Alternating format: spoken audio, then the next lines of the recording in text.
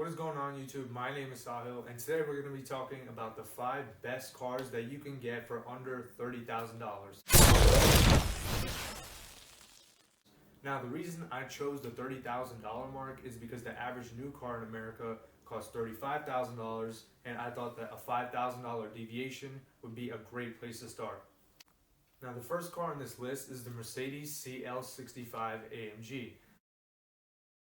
Now, the thing about this car is that it was targeted toward the older and the wealthier buyer because it was the very top of the line at the Mercedes lineup. Now, this was the best that you could get without upgrading to Bentley or to Rolls-Royce, and this car definitely had the numbers to back it up. Now, price-wise, this car back in the day, back in 2006, was $190,000 when it came out. Now, in today's money, that equates $240,000. And with that money, you could easily get yourself a 911 Turbo S fully decked out. Luckily for you guys, this car only costs $30,000 now, and it is a very, very good bargain deal. The thing is that it is an S-Class basically, and S-Classes depreciate as newer technology comes out, newer model comes out, standards get better, safety standards get better, and quality standards get better. The older cars depreciate and become absolute bargains, and that is exactly what happened to this car. Now, this car wasn't all about the luxury. It definitely had the performance to back it up. So, under the hood was a twin-turbo V12 that could make 604 horsepower and 738 pound-feet of torque. Now, those are very strong numbers, even by today's standards. So if you wanted it to, it could be a luxury coupe, or you could debadge it and make it kick ass at the drag strip.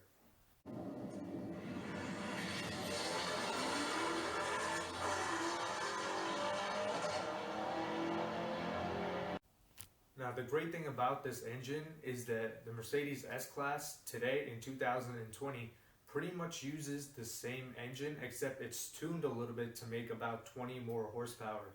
So if you ever need engine parts, they're readily available for this car. Now, if you want technology, you have technology, because this car paved the way from some of the groundbreaking technologies that just made it to mainstream cars like your Hondas and your Toyotas. So keyless entry, heated and cool seats, they were all a part of this car, and it would fold in the mirrors for you too. So this is some of the technology that has just made it to mainstream brands, and you even have to pay extra for it in some mainstream brands that you wouldn't have had to back in the day if you bought this car, assuming that you had the money to buy this car back in the day. Now, it didn't have a backup camera, but it definitely had the next best thing. What you could do is you could recline and incline the headrest with the push of a button. Now, that back then was groundbreaking technology that nobody had ever seen before. Now, another feature that I love about this car was that you could remove the rear quarter window. Now, when you put the window down in your car, what happens is there's a pillar that separates the front passenger window from the rear passenger window. But in this car, when you push the button down, the rear quarter window would drop with it, so it would be flush and you could get more air into the cabin, and it just looked really cool. Now, the second car on this list is the C5 Chevy Corvette Z06. Now, the C5 Chevy Corvette Z06, it was hard to get your hands on one of these things back when they came out brand new, as is with every Corvette. But this one especially, because the C4 generation lasted 15 years. So people have to wait 15 years before they could get their hands on a brand new redesigned Corvette. So the new C5 generation came out in 2001, but however, for this car, I recommend you go for the 2002 model year because this is top secret. So A, you're welcome, and B, it's because the 2002 model year had just a little bit more horsepower. It had 15 extra horsepower than the outgoing model, the 2001, which had 390. So this one had 405 horsepower. So you got just a little bit of more power to work with. Now, the reason enthusiasts love this car is because it was a rear-wheel drive, manual-only V8 lightweight coupe, and it barely had any body roll. Now, if you drive a big car like a Chrysler 300 or any minivan, you know that when you take a turn, you can really feel the weight of the car pushing on you when you take the turn. But with this car, since it was so lightweight, you could push it to its limits around a corner, just like this guy did here.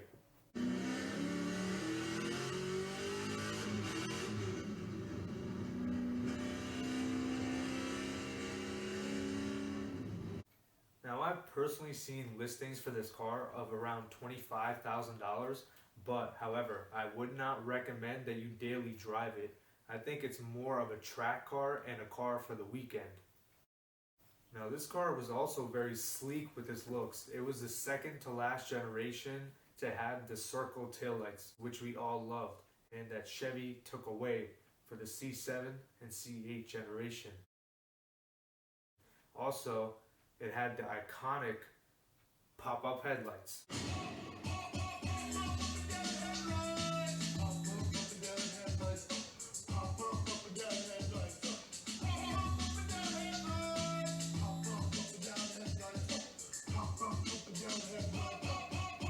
Now, as iconic as those pop-up headlights were, they had to be taken away due to government regulations because they believed that if you were to hit a deer or a pedestrian by accident, that you would probably impale them if you had those headlights up. So now we don't get them anymore.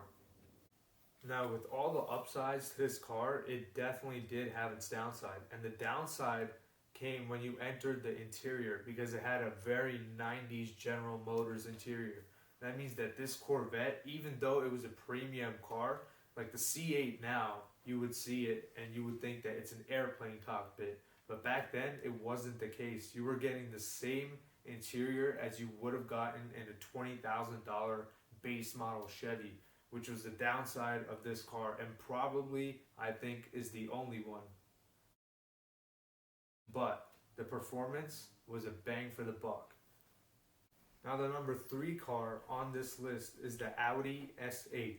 A used one, obviously, because a new one is very expensive.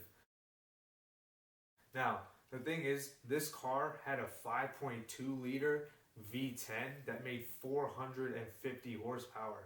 Now, this engine came straight from the Gallardo, just like the R8's engine comes straight from the Huracan. Now, this car costs about 15 grand now, which means that if your budget is $30,000, you have the other 15 grand to save either for repairs or to use in the aftermarket to get wraps and to get a nice infotainment system, an aftermarket one, to get even nicer speakers or to just upgrade your suspension. Not that it would need it, but still you could do it. Now, just like the CL65 AMG that I mentioned before, this car was humongous and it was an absolute boat, and it was known more for straight line acceleration. In fact, this car actually had a length of 15.3 feet, which for every other country, that's 3 meters because we're the only ones who use imperial units. Now, another similarity between this car and the CL65 AMG was that this car was also made for luxury. So this car had heated rear seats, a TV in the back, and shades so you could block out all the peasants who didn't have S8s.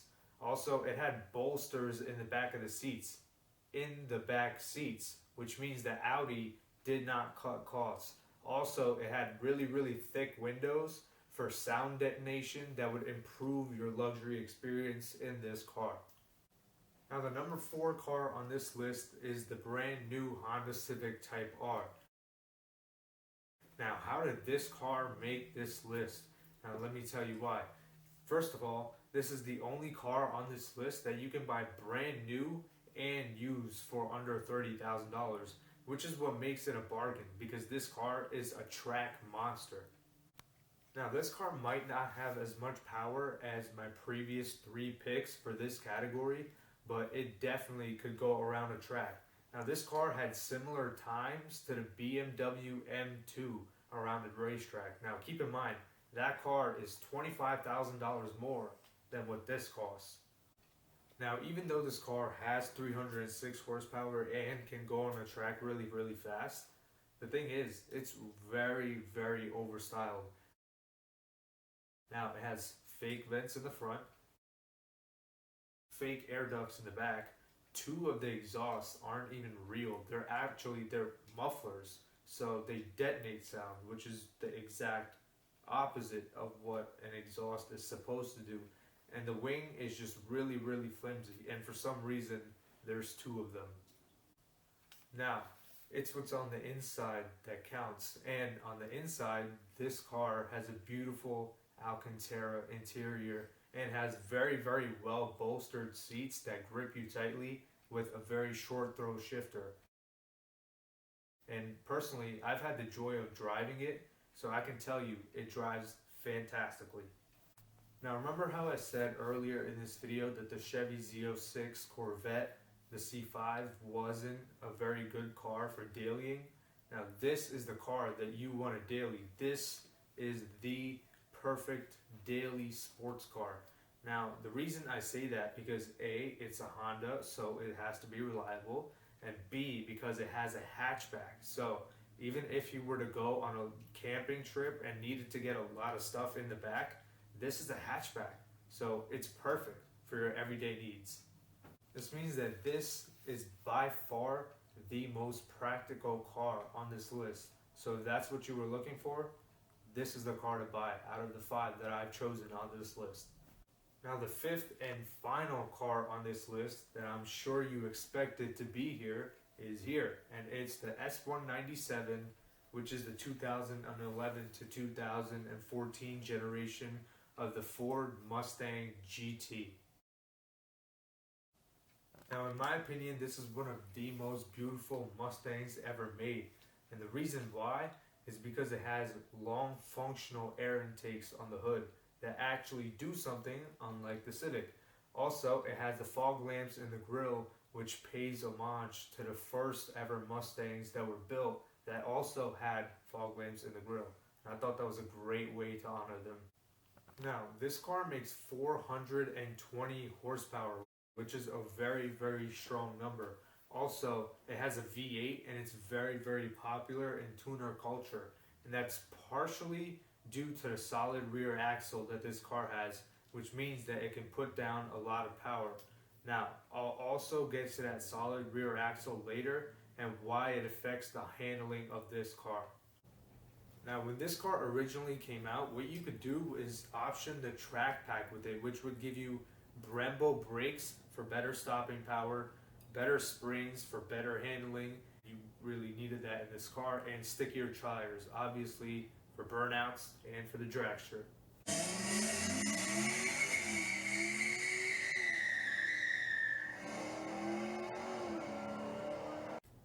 So I highly recommend that if you are looking for this car, you option one with the track package. Now, remember when I said this car had a solid rear axle? Now, what that means is that it can put a lot of power down, but it kind of ruins the handling for this car because it would give it a very, very wide turning radius.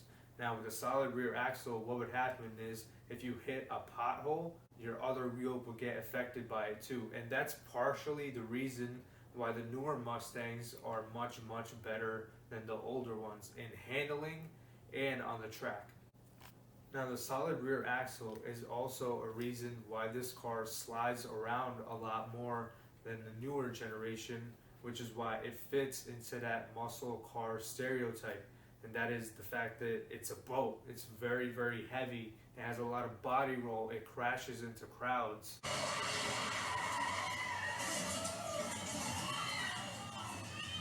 And unfortunately, they're all true with this generation, but not the newer one. And the great thing about this car is that you can have one for around $20,000 to $25,000.